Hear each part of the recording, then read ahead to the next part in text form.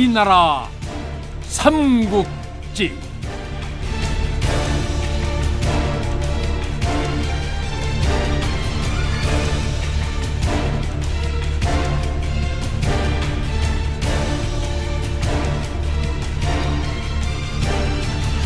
제 34부 광개토 태왕.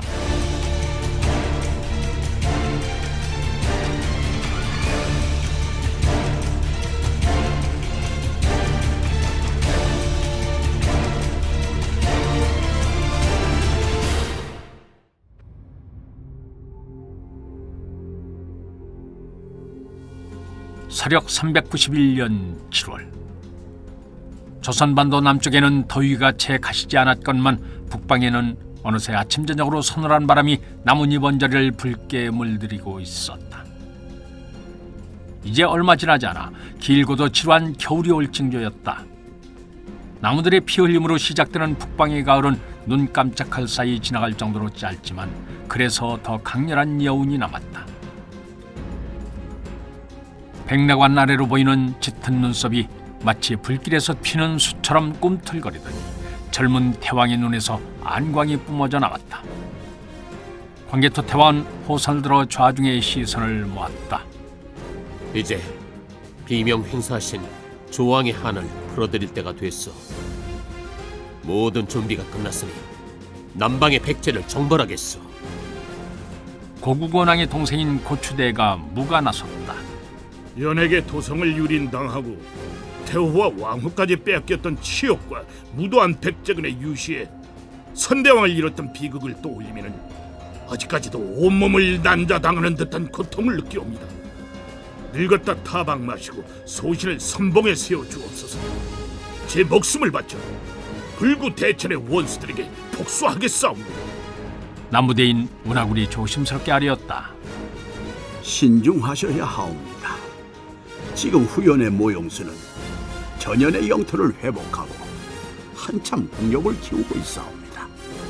만약 우리가 백제를 공격하는 틈을 타서 이들이 쳐들어온다면 어찌하시겠사옵니까? 게다가 북방의 거란적 또한 근래 세력을 규합하여 변경으로 쳐들어온 일이 잦사옵니다. 이에 대해 철저히 방배한 연후에 백제를 쳐도 늦지 않으리라 보옵니다. 그대의 판단은 그러지 않소. 하지만 우리가 지금 그들을 두려워해서 움직이지 않는다면 나중에 위아래에서 협공을 당하게 될 것이오. 비록 위험 부담이 있지만 백제가 아직 우리의 힘을 제대로 파악하지 못하고 있는 이때야말로 공격의 적기요. 만일 이 기회를 놓친다면 앞으로는 백제를 도모하기가 더욱 어려워질 것이오. 태왕은 차분하면서도 자신감 있게 반대하는 신하들을 설득했다. 지난날 전연과의 싸움에서 장렬한 최후를 맞았던 아불화도가의 아들인 북부대인 아불파연이 태왕을 거들고 나섰다. 이미 폐하의 명을 따라 군제를 개편하여 철기군을 강화하고 수군을 양성하였사옵니다. 그리고 군량 및 또한 넉넉히 준비해두어 싸웁니다. 지금 군사들은 사기가 충천하여 출전의 날만 손꼽아 기다리고 있사옵니다. 태왕은 고개를 끄덕이고 나서 대신들을 둘러보았다. 태왕의 눈길이 신하 하나에 머물 때마다 그들은 태왕의 열정에 감전된 듯 전율을 느꼈다. 형들의 충정과 염려는 너무도 잘 알고 있어. 그렇기 때문에 승산이 없다면 절대 출전을 결정하지 않았을 것이오. 그러니 짐의 결정을 믿고 따라주기를 바라오. 균형을 잃지 않은 태왕의 언행은 신하들에게 믿음을 심어주었다. 태왕은 단순히 원한에 사로잡혀 군사들을 움직이는 것이 아니었다. 운하군은 혹시라도 혈기왕성한 젊은 태왕이 원한에 사무쳐 감정이 앞서는 고문화 아불파연의 충동질에 넘어가지는 않을까 걱정하고 있었다. 하지만 태왕의 말을 통해 그것이 자신의 기우임을 깨달았다. 운하군을 비롯해서 출전을 반대하던 신하들은 고개를 숙이고 진심으로 태왕의 뜻을 받들었다. 출전 명령이 하달되자 잠에서 깬 호랑이가 서서히 몸을 털고 일어나듯이 고구려 군사들이 움직이기 시작했다.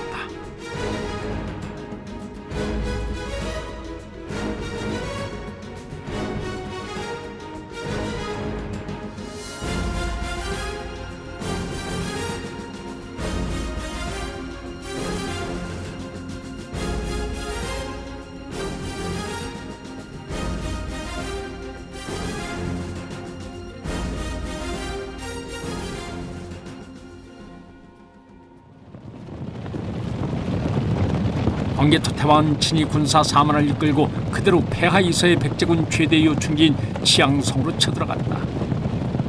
백제의 주력 부대가 있는 치양성만 함락시키면 부두성과 치악성은 끈떨어진 연인이 가만히 있어도 항복할 것이었다. 태왕은 치양성의 전력을 가늠해보기 위해서 보조병인 말갈기병 5천을 먼저 내보냈다. 말갈군은 주로 경기병으로 이루어져 빠르게 나아가고 물러나기가 용이했다. 이 당시 치양성은 백제 제1의 세도가인 진모가의 동생 진문이 지키고 있었다. 진문은 형의 후광을 잇고 치양성의 성주가 되기는 했지만 공명심만 높을 뿐 어리석은 인물이었다.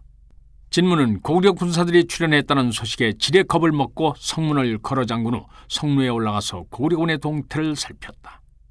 그런데 얼마 후에 나타난 고구려 군사는 진문의 걱정과는 달리 수도 적을 뿐만 아니라 기세 또한 대단치 않았다. 이를 보고 자신감을 얻은 진문은 부장 맹봉에게 1만의 군사를 주어 성문을 열고 나가 싸우도록 했다.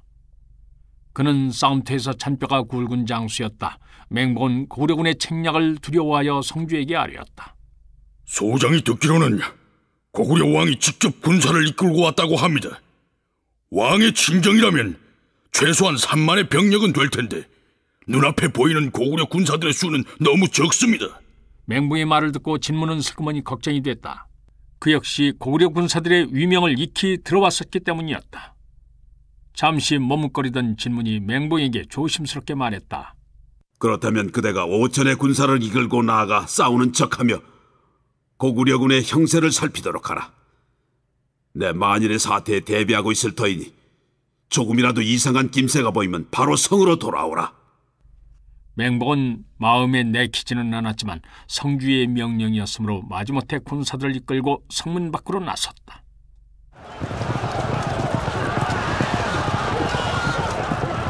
맹봉의 군사가 성문을 나서는 것을 본 고구려 군사들은 일제히 말을 달려 성으로 공격해 들어갔다. 성 위에서 이를 지켜보던 진문은 공수들에게 명해 고구려 군사들을 향해 팔을 쏘게 했다.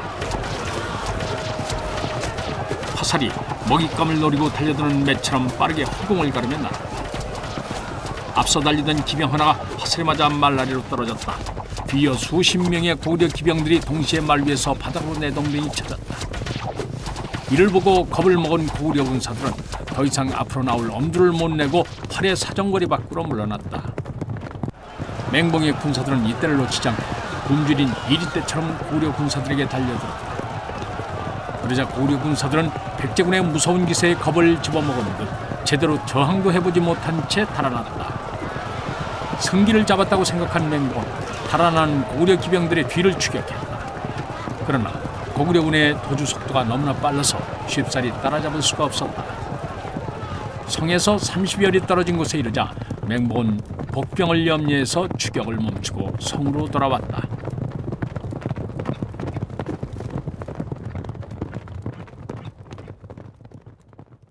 진문은 크게 기뻐하며 성문을 열고 맹봉을 맞이했다. 오늘 보니 고구려 군사들도 별게 아니구나. 저런 형편없는 군사들로 우리 대백제의 영토를 넘보다니 참으로 분수를 모르는 자들이로다.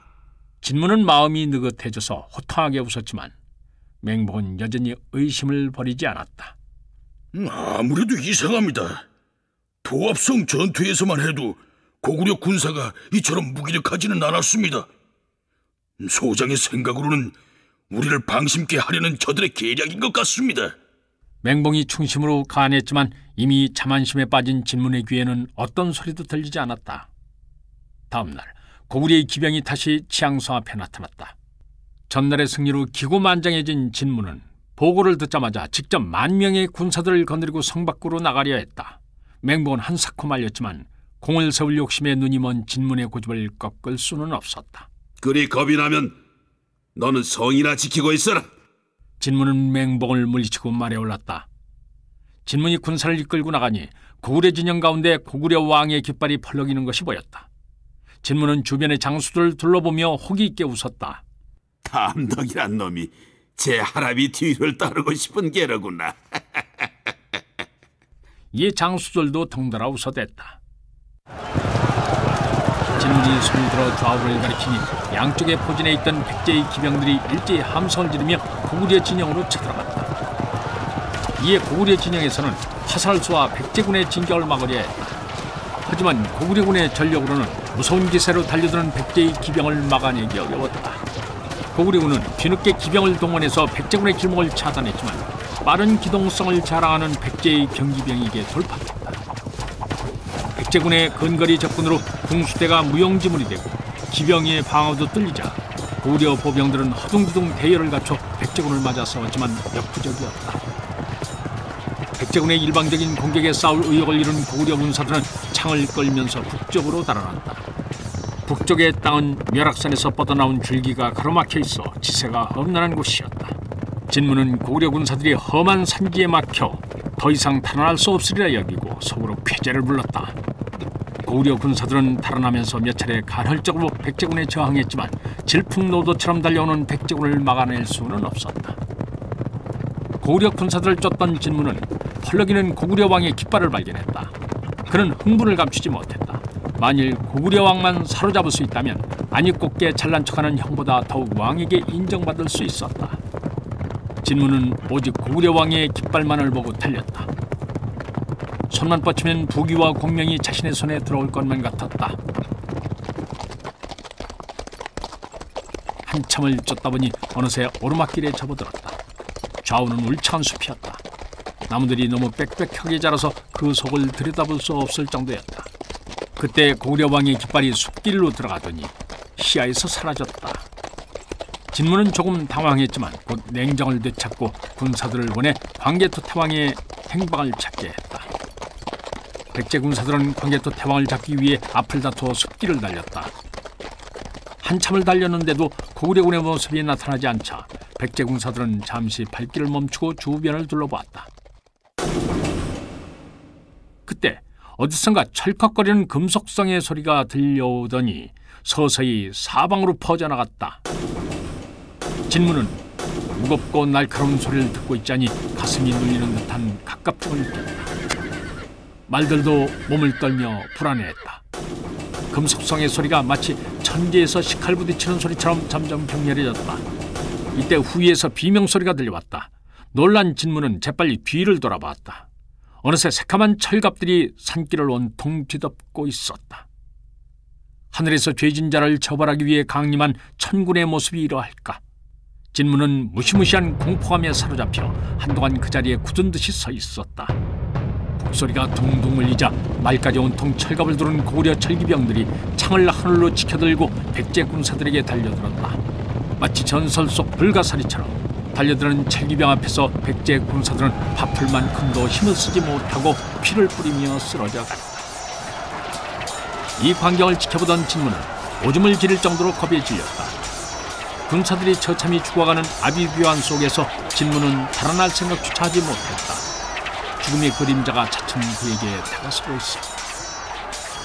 창끝에 반사된 햇빛에 눈살을 찌푸린 후에야 진무는 본능적으로 살아야 한다는 생각이 들었다. 그는 창을 겨누고 포위망을 좁혀오는 철기군에 맞섰다. 하지만 그는 곧 살아있는 철벽에 갇히는 신세가 됐다. 진무는 두려움을 떨치기 위해 휘적거리며 사방으로 칼을 휘둘렀지만 그저 허공을 가르는 소리만이 들릴 뿐이었다. 진무는 헛손질을 하다가 몸의 균형을 잃고 말 위에서 떨어졌다. 그는 바닥에 엎어져 몸을 제대로 가눌 수가 없었다. 이제는 어쩔 수 없이 죽음을 받아들여야 했다. 진무는 눈을 감고 죽음을 기다렸다. 그런데 갑자기 창칼이 부딪히는 소리와 기합 소리가 들리더니 누군가 진무를 불렀다. 그 소리는 마치 깊은 우물 속에서 들려오는 것처럼 아득하게 느껴졌다. 진문이 안간힘을 다해 일어났을 때 갑자기 인간 철벽이 갈라지면서 온몸에 빛을 한 맹봉이 칼을 휘두르며 뛰어들어왔다. 어서 말에 올라타십시오. 조금이라도 지체하면 목숨을 보장할 수 없습니다. 진무는 죽은 힘을 다해서 맹봉의 뒤로 뛰어올랐다. 맹봉은 계속 활로를 찾으며 자신의 몸을 방패 삼아 날아오는 창칼로부터 진문을 보호했다.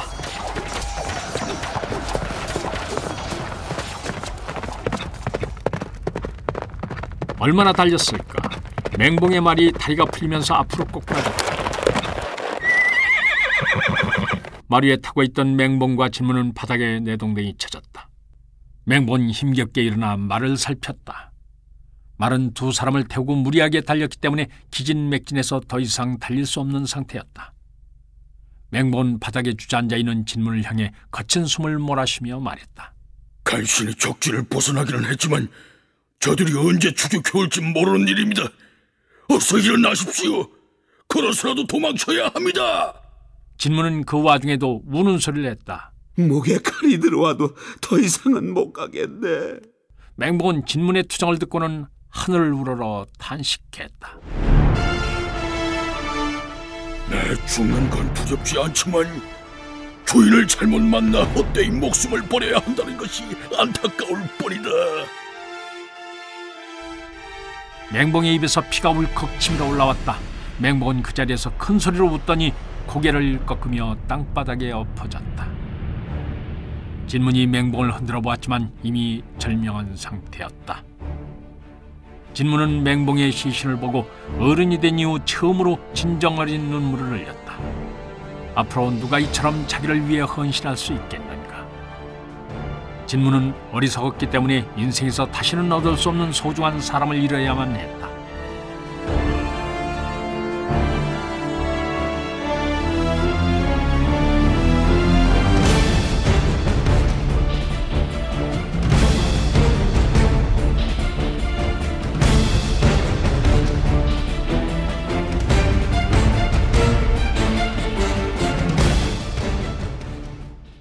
치앙성 전투에서 광개토 태왕은 뛰어난 지략과 고구려 철기병의 막강한 전투력을 보여주었다. 그렇지만 태왕은 스스로 그 결과가 만족스럽지 않았다. 그의 계책대로라면 치앙성주 진문의 목이 자신의 수중에 들어와 있어야 했다. 그런데 예상치 못했던 맹봉의 출현으로 인해 진문을 놓치고 상당수의 군사를 잃고 말았다. 사실 진문은 소인배였기에 그가 달아난 것은 크게 신경 쓸 일이 아니었다. 하지만 치앙성에 맹봉처럼 용맹하고 의기에 찬 장수가 있음을 알지 못했던 것은 분명 커다란 실수였다. 이번엔 진문이 어리석어 승리를 거둘 수 있었지만 자칫 잘못했으면 패배 구렁텅이에 빠질 수 있었던 일이었다. 전망이 좋은 언덕 위에서 양군의 격돌을 지켜보던 광개토 태왕은 맹봉이 단신으로 포위망을 뚫고 전장을 종횡무진 누비고 다니는 모습을 보면서 적이라는 사실조차 잊고 감탄을 거듭했다. 그는 마치 구름을 밟고 달리는 신장처럼 온몸에서 위험을 발산하고 있었다. 광개토 태왕은 그를 자신의 사람으로 만들고 싶었다. 그렇지만은 부하들에게 생포하라는 명을 내릴 수는 없었다. 만일 욕심을 내어 고구려 군사들을 도륙한 그를 거두려 한다면 태왕을 위해 목숨을 걸고 싸우고 있는 부하들의 사기를 꺾어놓을 수 있었다. 이는 소탐대실의 우를 범하는 일이었다. 태왕은 맹봉과 좋은 인연으로 만나지 못한 것이 한스러울 따름이었다. 광개토 태왕은 전투가 끝난 후 맹봉의 시체를 거두어 후이 장사를 지내주었다.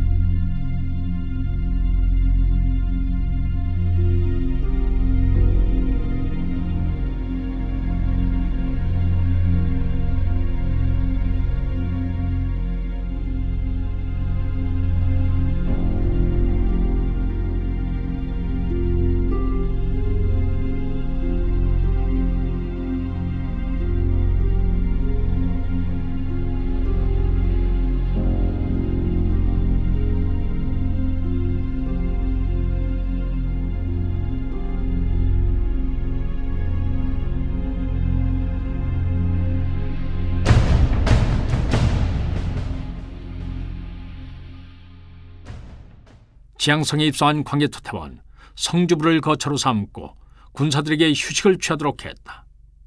처소에 홀로 앉은 광개토 태왕은 지난 전투에 대해 복귀하며 자신을 반성했다. 전쟁이 있어서는 한치의 실수도 용납하지 않는 법인데 자신의 부주의로 뛰어난 장수와 적지 않은 군사들의 목숨을 잃었던 것이다. 광개토 태왕은 스스로 지책하며 다시는 똑같은 실수를 범하지 않겠노라고 다짐했다.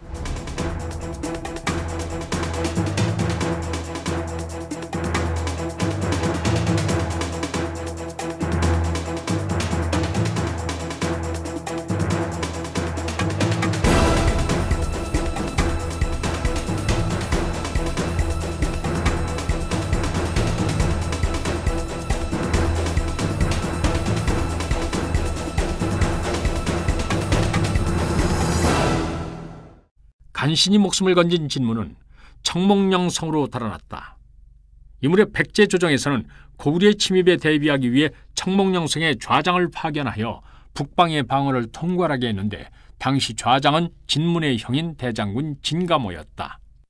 진가모는 파수병으로부터 진문이 성문 앞에 도착했다는 보고를 받고 의아했다. 지금쯤 고구려군에 맞서 치양성을 지키고 있어야 할 아우가 연락도 없이 청몽령성에 나타났다는 것은 불길한 일이었다.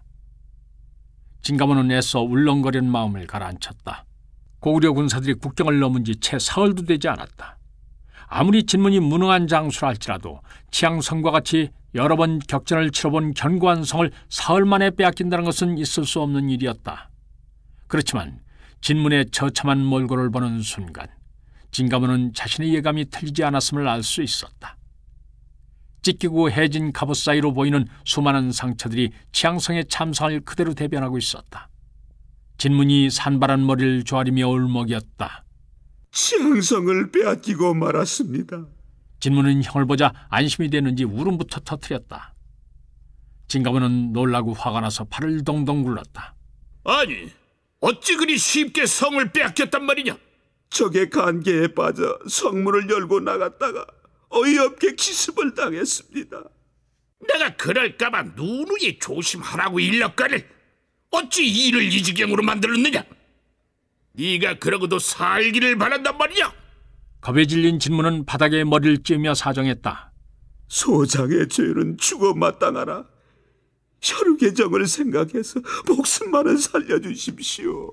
진가모는 구차게 목숨을 구걸한 진문을 보면서 자신의 실책을 새삼 깨달았다.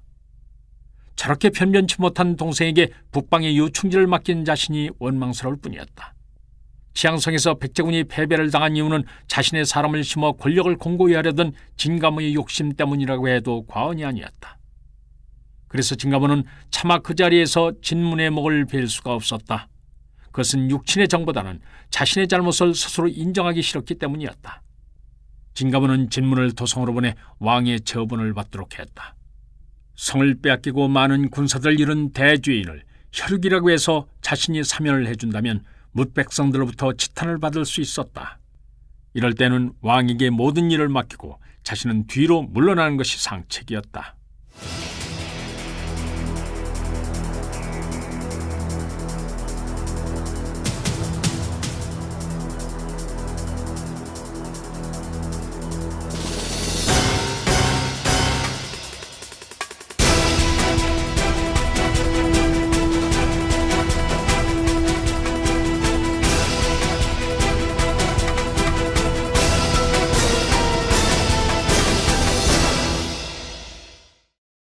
진문의 처분에 관한 문제를 일단락지은 진가모는 휘하에 장수들을 소집했다. 속속 도착하는 첩보에 의하면은 치양성은 물론 주변 10여 개의 성이 순식간에 함락되었다 하오. 이는 고구려 군사들이 막강하다는 증거요. 이럴 때 기세가 오른 고구려 군사들과 정면으로 맞붙어 봤자 승산이 있을 리 없어. 그러니 일단 폐하를 경계로 방어선을 구축하고 저들의 움직임을 살피도록 합시다. 그때 청몽령 성주 사첨이 자리를 박차고 일어섰다. 아니 그럼 폐하 이서의 땅을 고스란히 고구려에게 넘겨주자는 말씀입니까? 폐하 이서의 땅은 기름진 곡창지대로 우리의 오랜 수건이었던 소중한 곳입니다. 이곳을 얻음으로 해서 우리는 풍부한 곡식과 해산물을 얻을 수있었습니다. 그 수건을 이룬 지가 얼마나 지났다고 이처럼 쉽게 포기한단 말씀입니까? 진가모는 자신에게 정면으로 반발하고 나서는 사첨을 두고 보기 힘들었다. 금방이라도 가슴속에서 불덩어리가 치밀어 오르는 것만 같았다. 그렇지만 진가모는 당장 사첨을 어찌할 수가 없었다. 비록 그가 눈에 가시 같은 존재이기는 했지만 고구려 군사들이 코앞에 닥친 위기 상황에서 없어서는 안 될 인물이었다. 따지고 보면 진가모가 지금의 위치에 오를 수 있었던 것도 사첨의 공을 가로챈 덕분이었다. 진가모는 분을 사귀고 점잖게 타일렀다. 지금 고구려 군사들의 기세는 우길승천이라 할 수 있네. 때로는 물러설 줄 아는 지혜가 필요한 법이야. 지금은 나아갈 때지 물러설 때가 아니라고 봅니다. 적을 편안하게 만들어주는 것은 바로 패배의 지름길입니다. 사참이 뜻을 굽히지 않자 진가모는 짜증 섞인 어조로 단단히 못을 박았다. 이미 마음을 정했다. 장군은 내 결정에 대해 더 이상 왈가왈부하지 말라. 진가모는 이번 위기만 무사히 넘기면 사참을 제거하겠다고 다짐했다. 사참은 언제라도 자신의 자리를 위협할 수 있는 매우 위험한 인물이었다. 좌장 진가모의 명에 따라 폐하 2서에 흩어져 주둔하고 있던 백제 군사들은 모두 폐하 2동으로 물러났다.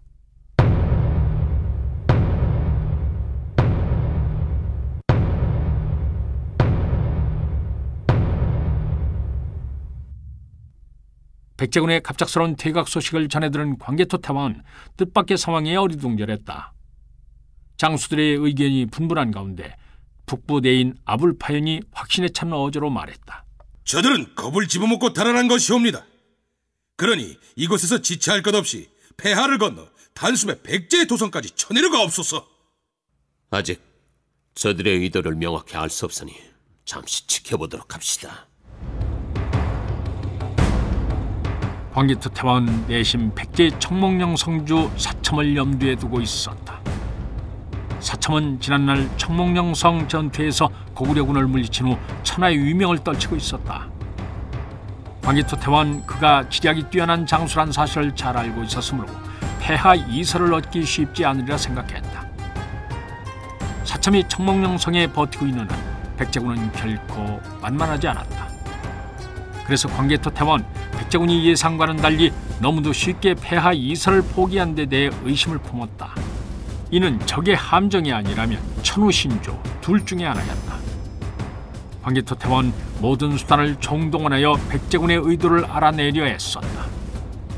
며칠 뒤 백제군 내부에 침투시켰던 첩자로부터 이번 백제군의 퇴각은 진가모의 독단에 의해 결정됐다는 소식이 전해져 왔다. 광개토 태왕은 그제야 크게 기뻐하며 즉시 군사를 보내어 치악성, 구두성 등 폐하 2서의 백제성들을 모두 접수했다. 그리고 여세를 몰아 폐하 건너편의 도합성과 구라합성을 비롯한 10여 개의 성을 점령했다. 광개토 태왕은 고국 원왕 때 빼앗긴 땅들을 모두 수복하고 나자 나무대인 운하구를 주둔시켜 방어를 맡긴 후에 군사를 이끌고 서쪽으로 진로를 잡았다.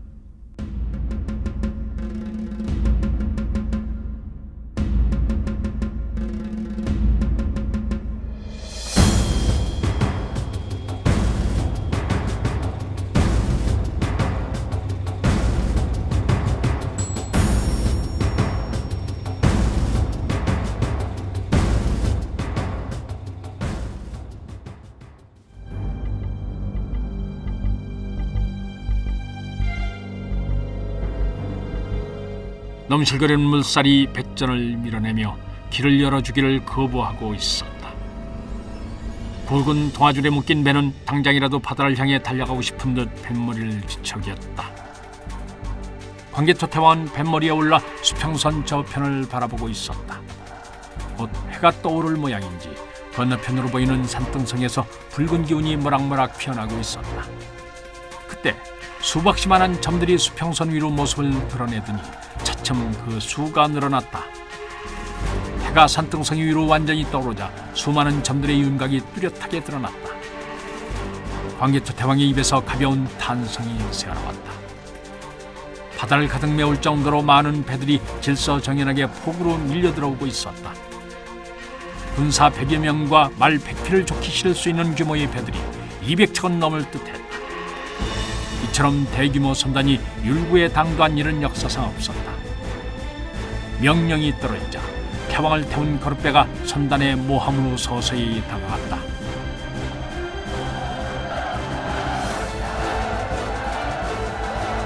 태왕의 모습이 나타나자 배전에 도열해 있던 군사들이 일제히 만세를 외쳤다. 거대한 산이라도 무너뜨릴 수 있을 듯한 함성이었다.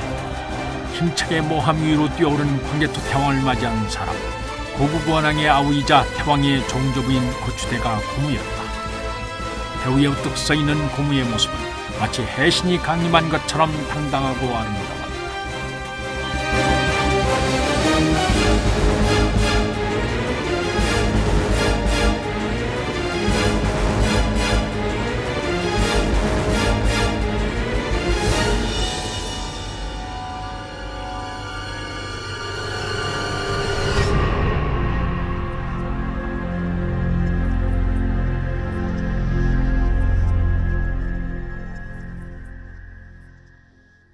신 고무 폐하를 뵙사옵니다.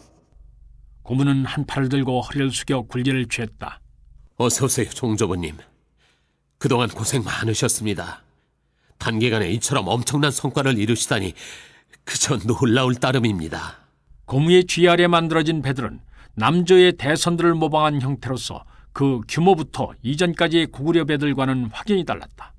평저형의 바닥으로 배의 안정감을 살리고 갑판을 3중으로 만들었는데 맨 아래층에는 배의 균형을 잡기 위해 돌을 깔았고 그 위로 흙과 짚을 덮어 말을 실 수 있도록 했다. 이는 기병을 중시하는 광개토 태왕의 전술로 인해 많은 말들을 실어야 했기 때문이었다. 그 위로 격군들이 노를 젓는 격실과 선실, 창고 등이 자리 잡았다. 갑판에는 집 모양의 높은 구조물을 쌓아 적의 동태를 살피거나 높은 위치에서 적에게 활을 쏠 수 있게 했다. 광개토 태왕의 칭찬에 노신 고문은 기분이 좋아서 연신 너트로 숨을 흘렸다. 고생이라니 당치도 않사옵니다. 늙은 몸이라 탓하지 않고 써주시니 그저 만극할 따름이옵니다. 그래, 준비는 모두 끝났습니까? 이제 동네로 출진하는 일만 남았사옵니다. 두 사람은 의미 있는 눈빛을 교환하며 고개를 끄덕였다.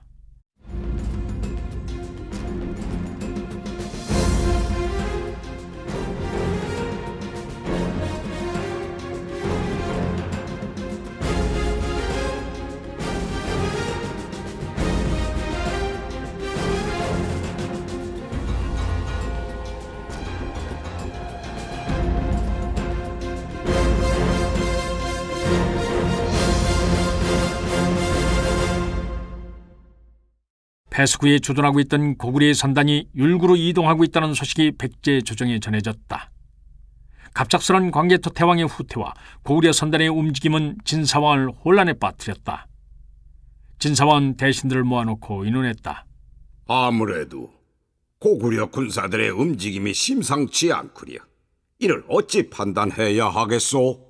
이때 내두좌평 사두가 나서며 말했다. 고구려 수군이 율구로 움직였다면 두 가지 경우를 생각해 볼 수 있사옵니다. 하나는 그들이 공표한 대로 산동의 동네를 공격하는 것이었는데 고구려와 적대 관계를 유지하고 있는 연이 부흥하는 것을 원하지 않는 고구려 왕으로서는 한 번쯤 취해볼 만한 작전이옵니다. 그러나 단시간 내 동네를 함락시키지 못하면 오히려 역공을 당할 위험이 크므로 우리와 싸우고 있는 상황에서 함부로 추진하기는 어렵사옵니다. 또 하나는 동네를 공격하는 척하면서 기술을 돌려 당성이나 관미성을 공격하는 것이온데 그들이 기습을 감행한다 할지라도 해전에서만큼은 우리의 적수가 될 수 없사옵니다. 고구려 담도광도 이를 잘 알 테니 가볍게 쳐들어오지는 못할 것이옵니다. 기략이 뛰어나기로 정평이 나 있는 사두조차도 광개토 태왕의 속셈이 무엇인지 섣불리 점치기 어려웠다. 그래도 조금이라도 가능성이 높은 쪽이 있지 않겠나? 진사왕은 답답한 마음에 사두를 다그쳤다. 이처럼 불확실한 상황에서는 군사를 어느 한쪽에 치중해서 배치할 수 없사옵니다. 그러니 일단 관미성과 당성을 비롯한 중요 포구의 방비를 강화하고 고구려 담덕왕의 움직임을 지켜봐야 하옵니다. 만일 그들이 정말 동네로 향하면 우리는 그 틈을 타서 폐하 이설을 수복하면 되옵니다. 고구려 왕은 이미 율구에서 수군과 합류했다고 하옵니다. 조만간 율구를 떠나 동네로 나아갈 것으로 보이옵니다. 진사왕은 보고를 듣고 코숨을 쳤다. 담덕이 스스로 지무덤을 파는구나. 자신감이 과하면 오히려 화가 되는 법이거늘. 진무도 안도의 한숨을 쉬며 말했다. 이번에 고구려가 폐하 이서 지역을 공격한 것은 연을 공격하기 전에 우리의 기세를 꺾어놓기 위함이었나 보옵니다. 그렇다면 지금 즉시 달솔 진가모에게 영을 내려 폐하 이서에 주둔해 있는 고구려 군사들을 치게 하라. 그리고 짐이 군사를 직접 이끌고 나설 것이니 출전 준비를 하라. 이번에야말로 우리 백제의 무서움을 보여주리라.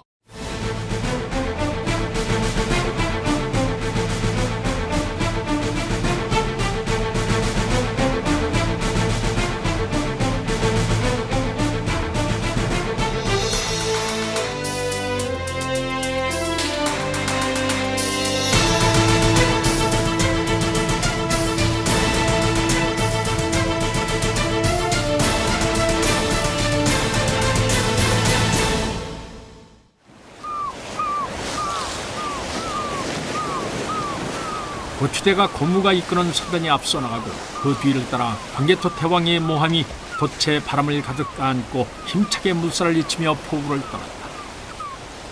갈매기가 승전을 기원하기라도 하듯이 배를 따라 날며 우아한 날갯짓을 선보였다.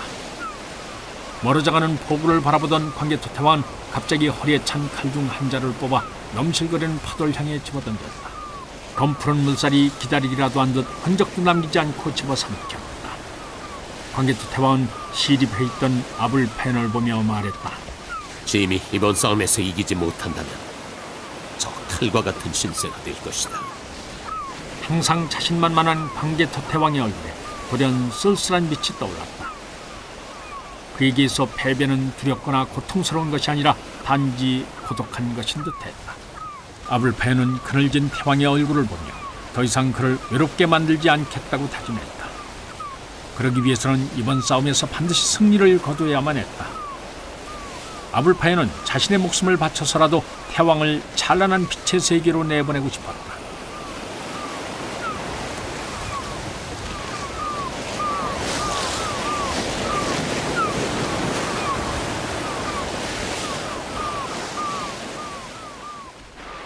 율구에서 출항한 고구려 선단은 장산곳을 거쳐 곡도에 도착했다. 곡도는 동네로 가기 위해서는 반드시 거쳐야 하는 기착지였다. 모든 배들이 이곳에서 식량과 식수를 보충한 후에 먼 바다로 나갔다. 곡도에서 하선한 광개토 태왕은 군사들을 해변에 직결시켰다. 3만에 이르는 병력이 대열을 갖추니 온 섬을 뒤덮을 만한 열기가 뿜어져 나왔다. 광개토 태왕이 연단에 오르자 군사들의 눈은 일제히 젊은 왕에게 쏠렸다. 짐은 이제껏 한 번도 선대왕이신 고국원왕의 비참한 죽음과 조국을 위해 목숨을 바쳤던 그대들의 부형을 잊은 적이 없다. 이제껏 백제가 우리의 땅을 침입해 유린하고 우리의 부모 형제를 죽였건만 우리는 부끄럽게도 수수방관해왔다. 짐은 더 이상 지옥을 참을 수 없다. 그래서 이제부터 백제를 응징하고 백제 왕의 머리를 베어 산화한 고구려의 영령들 앞에 바치고자 한다. 그러기 위해서 지금 그대들의 목숨을 빌리고자 한다. 우리의 기착지는 동네가 아니라 바로 백제의 서안이다. 다들 알겠지만 아군이 해전에서 백제에게 열세인 것은 분명하다. 저들은 바다에서만큼은 천하무적이라 일컬을 만하다. 그래서 이번 싸움은 승리하리라 장담할 수 없을 만큼 어렵고 힘겨울 것이다.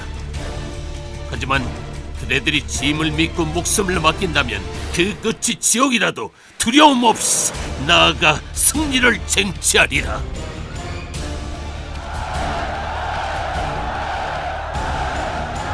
광개토 태왕의 연설은 도열한 군사들의 마음속에 불을 지폈다. 그들 가슴에 쌓였던 열정과 백제에 대한 증오가 감성소리로 터져나왔다. 광개토 태왕은 선단을 세 대로 나누었다. 제1함대는 80척의 배에 12,000명의 군사로 광개토 태왕이 직접 이끌고, 제2함대는 60척 9,000의 병력으로 고추대가 고무가 통솔하고, 제3함대 역시 60척 9,000의 병력으로 남부사자 해진압이 지휘했다.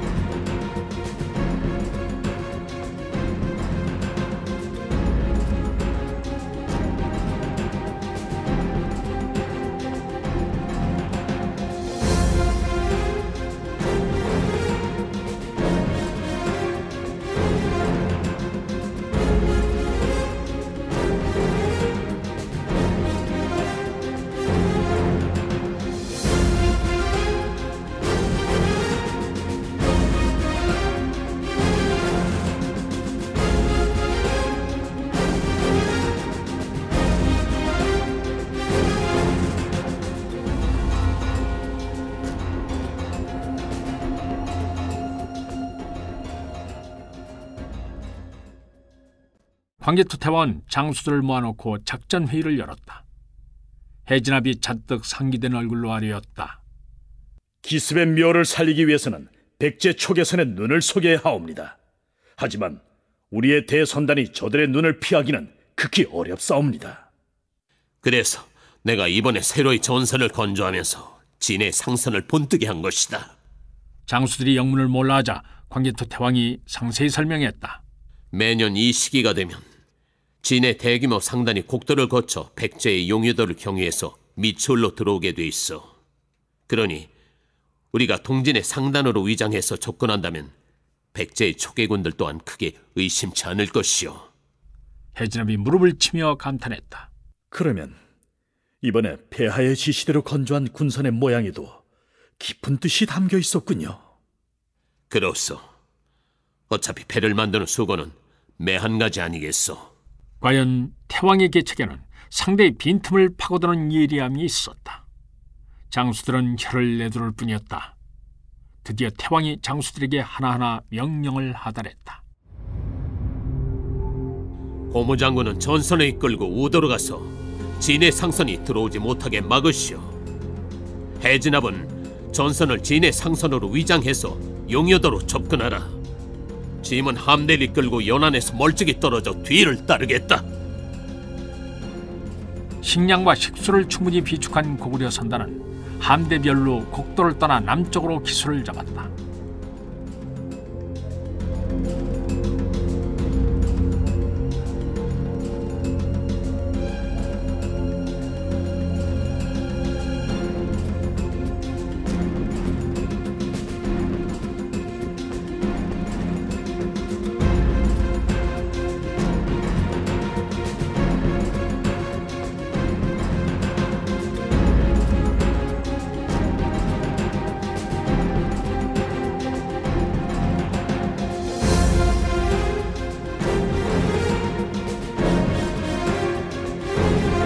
한편 백제의 좌장 진가모는 진사왕이 친정을 한다는 소식을 듣고 더 이상 청몽령성에 웅크리고 있을 수만은 없었다.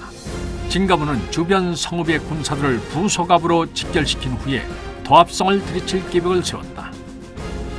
이때 고구려 장군 운하굴이 이끄는 주력 부대는 한올에 머물러 있었으므로 도합성에 남아있는 고구려 군사들은 기껏해야 3,000이 넘지 않았다. 진가모는 진사왕이 도착하기 전에 도합성을 함락시키기 위해 급히 군사를 이끌고 출정했다. 도합성에 도착한 진가모는 당장이라도 성을 함락시킬 기세로 달려들었다. 그러나 도합성은 견고한 성이었기 때문에 성 안의 고구려군은 적은 수요로도 백제군의 공격을 막아낼 수 있었다. 성이 쉽게 함락되지 않자 진가모는 차츰 초조해졌다. 해가 질 때까지 처절한 공성전이 이어졌다. 성을 오르던 백제 군사들이 시석에 맞아 강풍에 날리는 꽃잎처럼 떨어져 내렸다. 시간이 흐를수록 백제군의 사상자가 크게 늘어났다. 해가 저물자 진가모는 어쩔 수 없이 군사를 거두어들였다. 한시라도 빨리 눈에 띄는 전과를 세워야 했던 진가모에게 도합성의 성병은 원망스러운 존재였다.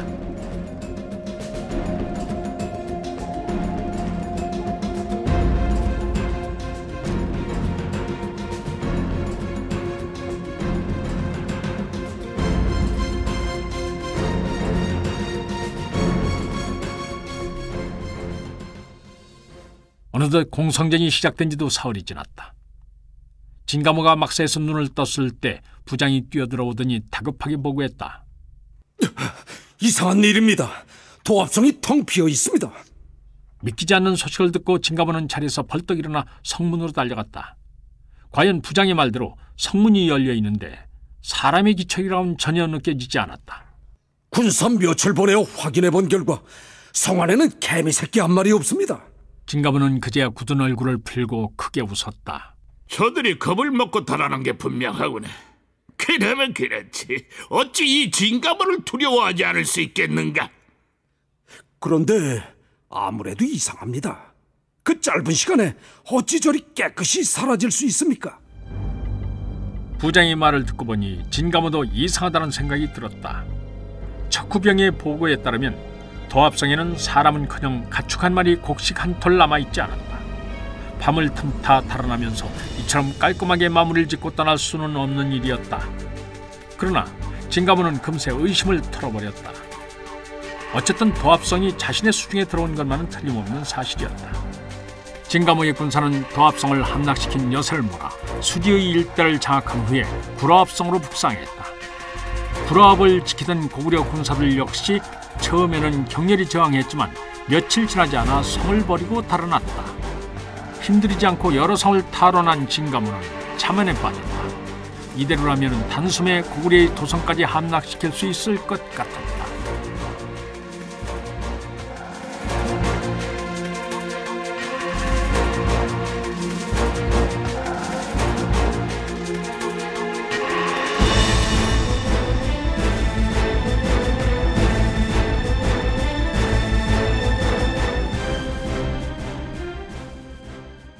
이때 도성을 떠난 진사왕의 군대는 이미 부석업에 도달해 있었다.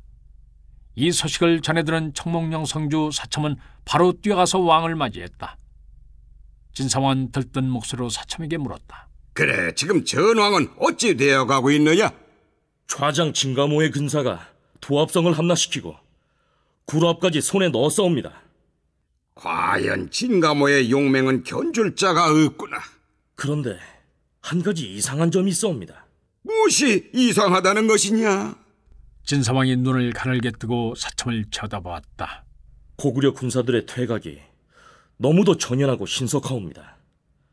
아무래도 의도적으로 아군을 내륙으로 끌어들이고 있다는 느낌을 지우기 어렵사옵니다.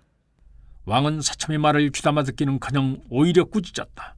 그야 좌장 진가모의 능력이 뛰어나기 때문이 아니더냐? 네 어찌 그를 가볍게 여기느냐? 사첨은 왕의 질책에 입을 다물 수밖에 없었다.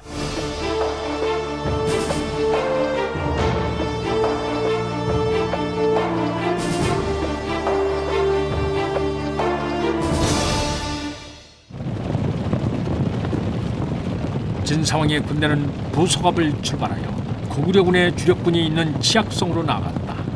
진가모의 군대가 다지올성을 우회하여 우차탄홀과 조파이를 거쳐 한홀로 가는 길을 택했으므로 진사왕은 치악성을 거쳐 다지올성을 함락시키고 조파이에서 진가모의 군과 합류할 계획이었다.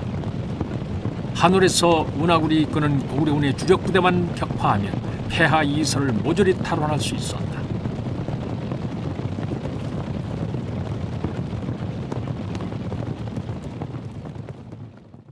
진사왕은 3만의 군대를 이끌고 밤을 틈타 치악성으로 접근했다. 해가 떠올랐을 때 성 밑은 온통 백제 군사들로 새까맣게 메워져 있었다. 그런데 치악성에서는 아무런 반응이 없었다. 진사왕의 공격 명령이 내려지자 병관좌평 진무는 군사들을 독려하여 일제히 성벽을 오르게 했다. 백제 군사들이 사다리와 갈고리를 이용해 성벽을 반쯤 오를 때까지도 성 안에서는 아무런 반응이 없었다. 고구려 군사들이 이미 성을 비우고 달아났다고 여겨질 정도였다. 그런데 그때 백제 군사들의 머리 위로 펄펄 끓는 기름이 무자비하게 쏟아져 내렸다. 많은 백제 군사들이 뜨거운 기름을 온몸에 뒤집어쓰고 비명을 지르며 떨어져 내렸다. 이를 보고 독이 오른 진사왕은 진무에게 계속해서 군사들을 성벽 위로 올려보내라는 명을 내렸다. 그러나 뒤이어 올라간 군사들 역시 성벽 위에서 날아오는 불화살을 맞고 새빨간 불덩이로 되어 떨어졌다.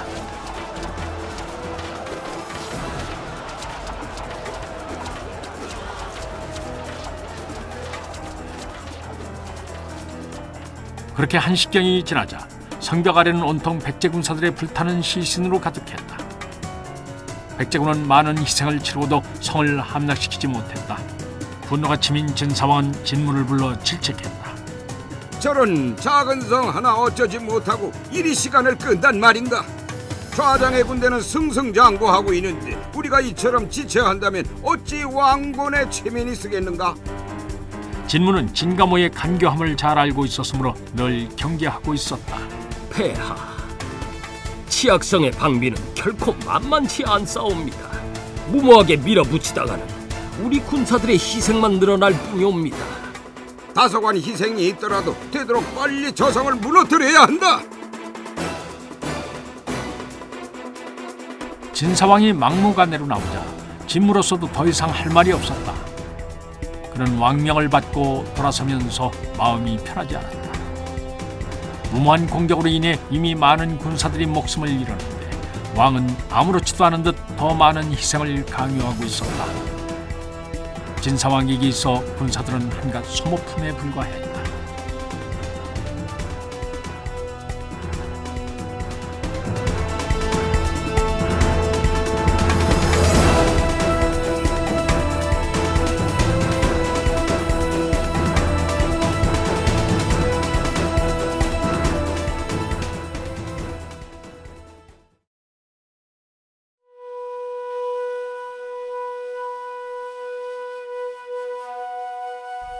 진무는 일단 군대를 물린 후에 군사들에게 모래주머니를 만들게 했다.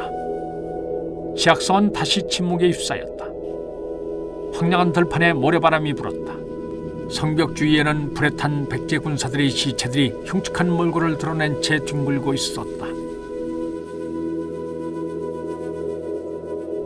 이 광경을 지켜보던 진무는 전쟁에 대한 회의를 느꼈다. 과연 저들은 무엇을 위해서 목숨을 바친 것인가? 진무는 그들의 희생이 부질없다는 생각이 들었다.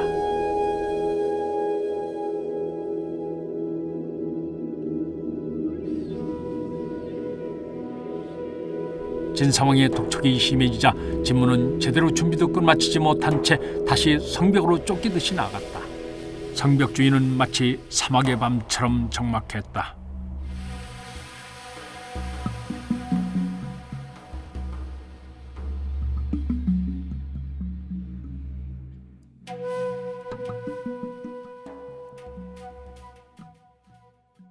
진무는 어둠을 틈타 군사를 이끌고 성벽에 가까이 접근해 성벽 높이로 모래주머니를 쌓아 올렸다. 거의 성벽의 3분의 2쯤 되는 지점까지 쌓았을 때 준비한 모래주머니가 바닥에 났다. 군사들이 머뭇거리고 있자 이를 본 진사왕이 진무를 불러 호령했다. 이제 곧 날이 밝을 텐데 어찌 이리 태평하단 말이냐? 준비했던 모래주머니가 바닥이 났사옵니다. 서둘러 만들도록 하겠사옵니다. 만일 성안의 고구려 군사들이 눈치채면 만사가 숲으로 돌아간다. 일단 급한 대로 저기 있는 시체들로 쌓도록 하라.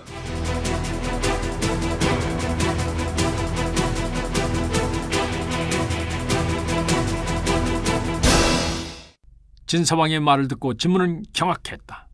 어찌 자국 군사들의 시신을 함부로 다룰 수 있단 말인가? 진무는 진사왕의 매정함과 잔혹함에 치를 떨었다. 그러나 왕명은 지엄한지라 진무는 차마 사람으로서 할 수 없는 짓을 부하들에게 시켜야만 했다. 시체를 쌓아 올리는 군사들의 입에서 탄식과 울음소리가 새어나왔다. 어쩌면 그들은 자신의 아버지나 아들 또는 형제의 시신을 손에 들고 있을지도 모를 일이었다.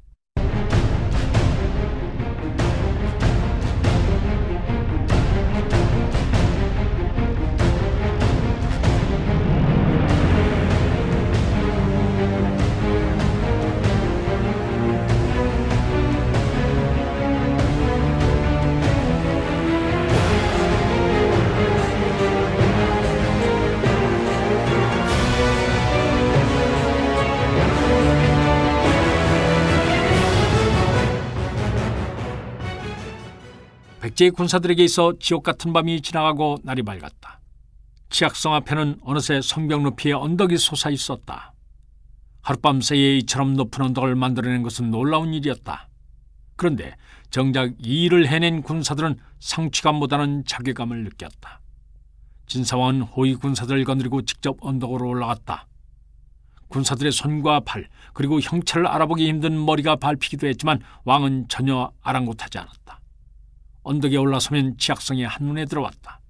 왕의 재촉에 견디다 못한 진무는 마지못해 언덕 위로 올라왔다. 이곳에서 활을 쏘면 성안의 고구려군을 쉽게 제압할 수 있을 것이다. 이제 승리는 우리 것이다. 진사왕이 발작하듯 웃음을 크게 터뜨렸다. 진무는 그 웃음소리가 마치 발 아래 놓인 시신들이 원망하는 소리처럼 들려 귀를 틀어막았다. 이때 왕을 호위하고 있던 은솔 사지모가 아류였다. 성안에는 개미 새끼 하나 보이지 않사옵니다. 이 말을 듣고 놀란 진무는 눈을 크게 뜨고 성안을 들여다보았다. 과연 사지모의 말대로 성안엔 괴이할 정도로 정막이 흐르고 있었다. 혹시 함정일지도 모른다는 생각에 진무는 일단 척후대를 보내서 성안을 살피게 했다. 성벽을 넘어 성안으로 들어갔던 군사들이 한참 후에야 성문을 열고 나왔다.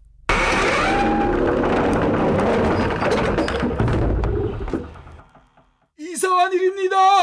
사람이라고는 단 한 명도 눈에 띄지 않습니다. 모두 하늘로 증발해버렸는지 성안이 텅 비어있사옵니다. 진무는 허탈해서 다리에서 힘이 빠졌다.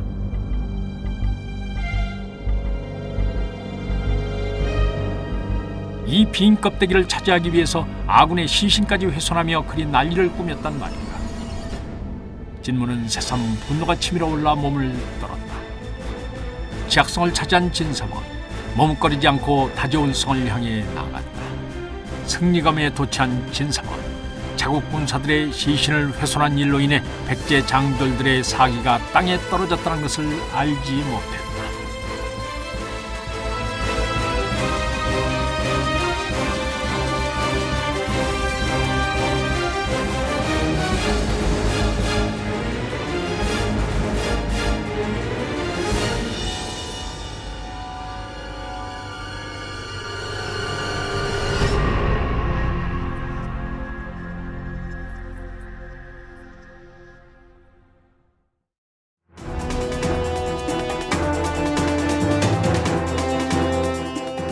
이 무렵 고구려의 운하군은 한올에 머물면서 백제군의 움직임을 예의주시하고 있었다.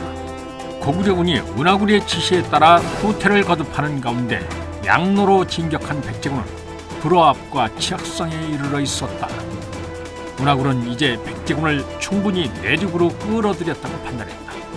고구려군이 이제까지 패한 척하며 성을 내주고 물러났던 것은 백제군의 주력을 내륙 깊숙이 잡아두기 위한 광개토 태왕의 계략이었다. 백제군은 그것도 모르고 기세를 올리며 진격하고 있었던 것이다. 운하군으로서는 소기의 목적을 달성했으니 이제부터 본격적으로 백제군을 맞아 싸워야 했다. 더 이상 물러났다가는 폐하 이서의 땅을 모두 백제군에게 내어줄 수도 있었다. 운하군은 폐하 이서에 흩어져 있는 1만여 군사를 조파위로 집결시킨 후에 본진의 군사 2만을 이끌고 나갔다. 이때는 이미 백제군의 경계를 풀기 위해 치앙성과 수곡성의 군사를 소개한 후였다. 그래서 진가모의 군대는 배후를 걱정하지 않고 우차탄 호를 공략할 수 있었고, 진사왕의 군대 또한 다저울성에서 지체함이 없이 조파위로 나아갈 수 있었다. 운하군은 백제군이 조파위로 접근하고 있다는 보고를 받고 드디어 결전의 날이 다가왔음을 느꼈다. 이제 무대가 준비되고 주인공들도 다 모였으니 한바탕 어우러질 일만 남은 것이었다. 백제인들을 놀라게 할 반전을 생각하니 운하군은 절로 신명이 났다.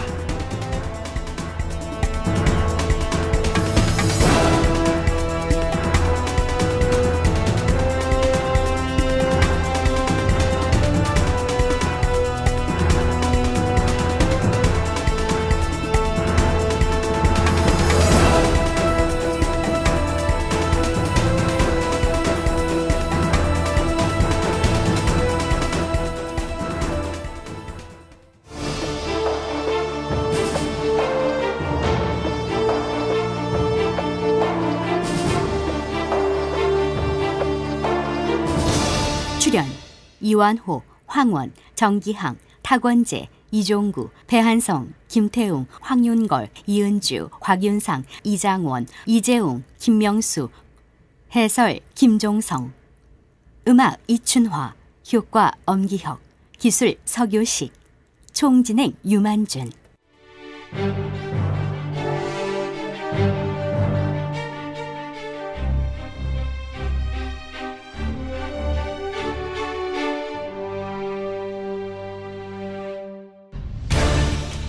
임동주 원작, 김기덕 연출, 제34부 광개토 태왕 편이었습니다.